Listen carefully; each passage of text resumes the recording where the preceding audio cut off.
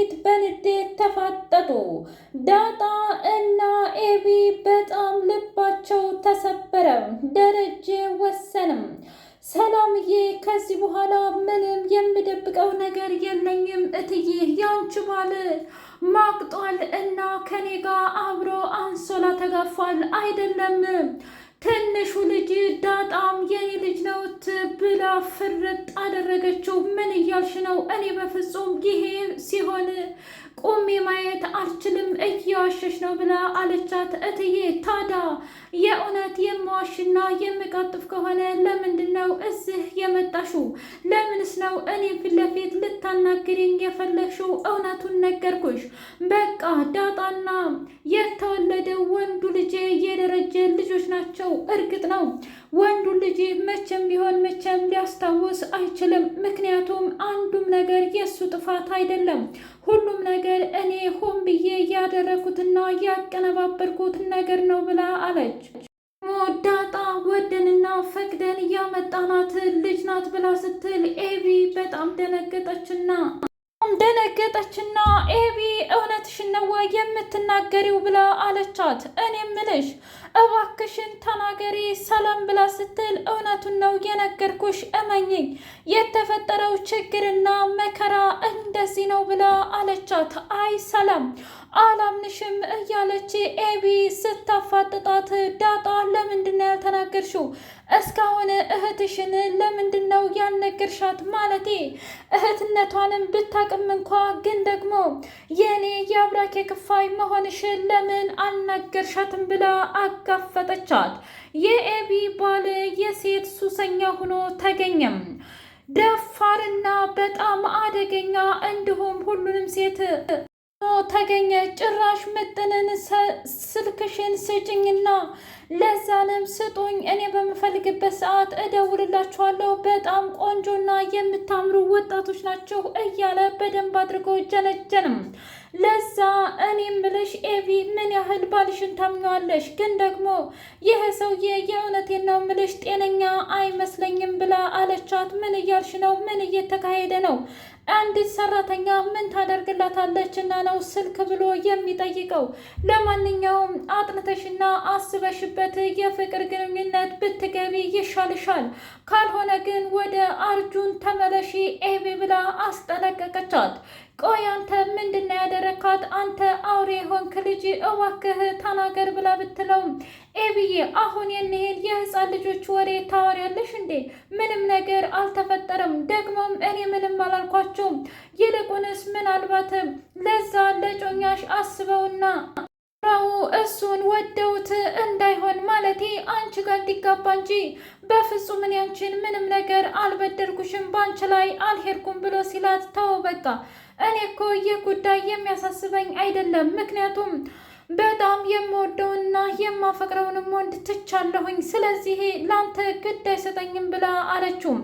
በሌላ በኩል ማርታ ከባድ ንግግር ተናገረችው ደረጀን። ትሰማኛለህ? ውድና የተከበራችሁ የህያ ቤቴ ቤተሰቦች እንዴት ናችሁ? ሁሉ ሰላም፣ ሁሉ መልካም። እኔ እግዚአብሔር ይመስገን ሰላም ነኝ፣ ደህና ነኝ። ለዚህ ቻናል አዲስ የሆናችሁ ሰብስክራይብ እያደረጋችሁ ቤተሰብ የሆኑ ነባር ቤተሰቦቼ ስለምትከታተሉኝ እጅጉን አድርጌ አመሰግናለሁ። እጅግ አስተማሪውና አጓጊው ዳጣ ድራማ እንደቀጠለ ይገኛል። ደረጀ አሁን ፊት ለፊት እያየኸኝ መናገር አለብህ ብላ አለችው። ማርቲ መቼም እህትሽ እኔን ምን ያህል እንደምትጠላኝ ታውቂያለሽ። ስለዚህ ሆን ብላ አቀናብራ ነው እንጂ ምንም ነገር አላደረኩም ብሎ አላት። ትሰማኛለህ? የራቁት ቪዲዮ ቀርጸሃታል ወይስ አልቀረጽካትም? ከሀገር ውጭስ እንዳትሄድ እግድ አውጥተህባታል ወይስ አላወጣህበትም?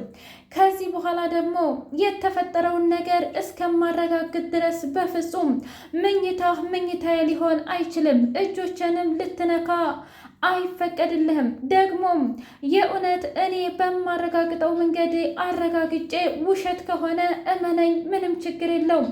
እኔ መጥቼ በሙሉ ልቤ ይቅርታ እጠይቅሃለሁ ብላ አለችው። ካልሆነ ግን ከዚህ በኋላ ያንተና የኔ ህይወት ስለሚያበቃ እባክህን ደሬ ስለዚህ ከዚህ በኋላ ከፊቴ እንድትጠፋልኝ እፈልጋለሁኝ ብላ ከቤት እንዲወጣ አደረገችው። ናታንና ዳጣ ኤቢ በጣም ተጨንቀው አባዬና እማዬማ ሁሉንም ነገር አውቀዋል። ዳጣ ስላንቺ እማዬ ስላወቀች ነው አባዬን ያባረረችው እንጂ እናቴና አባቴ ለመጀመሪያ ጊዜ ሶፋና አልጋ ቤት አደሩ። እባካችሁን ምንድን ነው የምናደርገው ብላ ስትል እኔም እኮ ግራ ገብቶኛል ኤቢዬ ምን እንደማደርግ፣ ግን ደግሞ እማዬና አባዬ መቼም ቢሆን መለያየት የለባቸውም ብላ ዳጣ አንገቷን ቀረቀረች። ዳጣ የአንቺ ጥፋት እኮ አይደለም ነገር ልፈጠር ብለሽ እኮ አልተፈጠርሽም። ስለዚህ ምንም የሚያጨናንቅሽና የሚያሳስብሽ ነገር የለም። ከዚህ በኋላ እራስሽን እንደዚህ እንድትጎጂ አልፈቅድልሽም ብላ አለቻት። ምን ላድርግ ብለሽ ነው ኤቢዬ? እውነት ለመናገር ሁሉንም ነገር እኮ ነግርሽ ነበር፣ ግን ደግሞ መቼም ይሄ ይሆናል ብዬ አስቤም አልሜም አላውቅ ነበር። ከዚህ በኋላ ሁሉም ነገር አብቅቷል። እማዬና አባዬ በእኔ የተነሳ ህይወታቸው ተመሰቃቀለ ብላ አለች። ናታን እኔ ሲመስለኝ ግን በዳጣ አይመስለኝም። እኛ የማናውቀው በጣም ብዙ ጉድ ስላለ እባካችሁን ተረጋጉ ብሎ አለም። ዳጣም ደንግጣ እባክህ ናታን ብታቆም ይሻልሃል፣ በዚህ ሁኔታ ኤቢን ማናገር አይቻልም ብላ አለችው። ማርቲ አልጋ ቤት ሆና አምላኬ ሆይ ፈራሁ፣ ግን እኮ ደረጀን አምነዋለሁ። ታዲያ እያመንኩት ለምንድን ነው ልቤ እየፈራብኝስ ያለው? ለምንስ ነው እየተጠራጠረው ያለው? እባክህን ይህን ጥርጣሬ እንድታቆምልኝ እፈልጋለሁ እያለች ጸሎቷን ቀጠለችበት። አቶ ደረጀ የድሮውን ነገር እያስታወሰ ቆይ በቃ ህይወት የተመሰቃቀለ ማለት ነው፣ በአንድ ቀን ስህተት የዘላለም ጸጸት ሆነብኝ እኮ እያለ እንባ ደም አለቀሰ።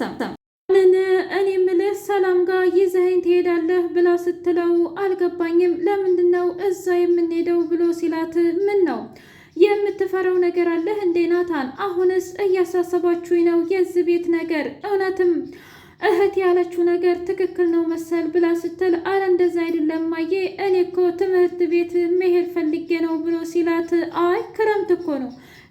ደረጀ እንግዲህ ከባድ ውሳኔውን ወሰነ። እባክህ ናታን ከዚህ በኋላ ምንም ነገር አልደብቅም፣ እናም ለሰላም ነግሬያታለሁና ትንገራት ብሎ አለ። ምን እያልክ ነው አባዬ?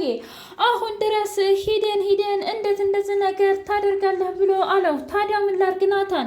ህይወቴ በሙሉ ወጥመድ ሆኖብኛል። ህይወቴ በሙሉ ግራ የተጋባ ሆኖብኛል።